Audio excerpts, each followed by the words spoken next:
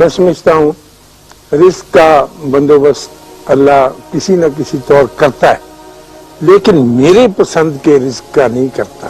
میں چاہتا ہوں کہ یہ میری پسند کا رزق ہونا چاہیے، میں جو کچھ خواہش کرتا ہوں وہ پوری ہو۔ تو ہم لاڈلے تو ہیں اللہ کے، لیکن اتنے نہیں جتنے ہم خود اپنے آپ کو سمجھتے ہیں۔ ہمارے بابا جی کہا کرتے تھے کہ اگر کوئی آدمی آپ سے سردیوں میں رضائی مانگے تو اس کو ضرور بندوبست کریں، کیونکہ سردی کا موسم ہے اور اس کو ضرورت ہے رضائی کی، لیکن اگر وہ یہ شرط عائد کرے کہ مجھے پلش کی رضائی دو تو پھر اس کو باہر نکال دو کہ نہیں، تیری ریکوائرمنٹ جو ہے یہ مختلف ہوگی۔ تو میں یہ نہیں کہتا، آپ کے جائز ہیں، حالات ایسے ہیں، وقت کا دباؤ بڑا شدید ہے، لیکن میں سمجھتا ہوں کہ آپ کی وجہ سے، آپ کی فوربیرنس کے ساتھ، آپ کی برداشت کے ساتھ یہ حالات جو ہیں وہ بدل جائیں گے ضرور۔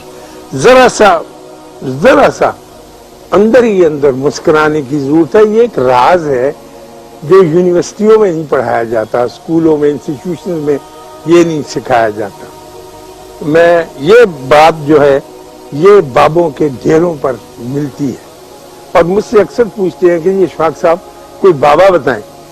میں نے کہا آپ کیا کریں گے بابا؟ کہیں گے جی اس سے کوئی کام لیں گے، نمبر پوچھیں گے اس کا جو ہوتا ہے انعامی بانڈ کا۔ تو میں نے کہا انعامی بانڈ کا نمبر میں تمہیں بتا دیتا ہوں، کون سے کا؟ اس نے کہا 40,000۔ میں کہا 931,416، کیونکہ تم کبھی خرید نہیں سکو گے، 931,416 کہاں سے تلاش کرو گے؟ یعنی تو آپ اپنی مرضی کا تو نہیں لے سکیں گے جا کے۔ تو یہ تو آپ بابوں کو یہ سمجھتے ہیں، جیسے میری بہو کو آج کل ضرورت ہے اس کی ایک خنسامہ کی، تو وہ ہر ایک سے پوچھتی ہے اپنی سہیلی سے کو اچھا سا خنسامہ جو تمہیں پتا ہو تو مجھے بتاؤ۔ اسی طرح سے میرے سارے چاہنے والے وہ پوچھتے ہیں کہ وہ اچھا سا بابا بتاؤ، جیسے خنسامہ ہوتا ہے، کہ اس سے کچھ کام لیں۔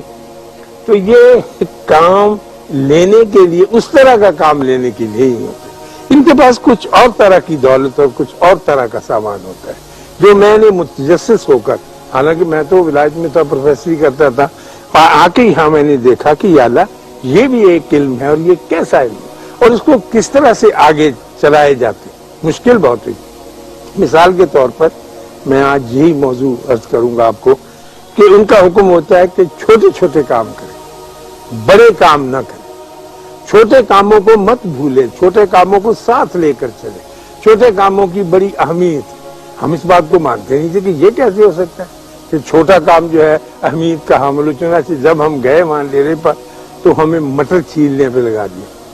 میں بڑا 3 پیس سوٹ، ٹائی لگی ہوئی، اور مٹر میں نے ساری زندگی کبھی نہیں چھیلے تھے یہ۔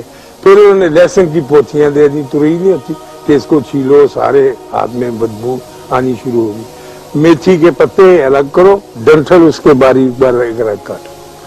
یہ جو مشقت ہوتی ہے، جس سے اب تو خواتین بھی نکل گئی، ہماری بچیاں، میری بیٹی ہے ایک ہماری زنیرہ، اس کو کوئی کام دے دیں چھوٹا کہ بھی یہ خط پہنچا دینا، وہ کہتی بابا یہ تو معمولی سا کام ہے، مجھے کوئی بڑا سا کام دو، اتنا بڑا کہ میں کر کے دکھاؤں آپ کو، یہاں سے اوپر شٹل میں جانے کا کام۔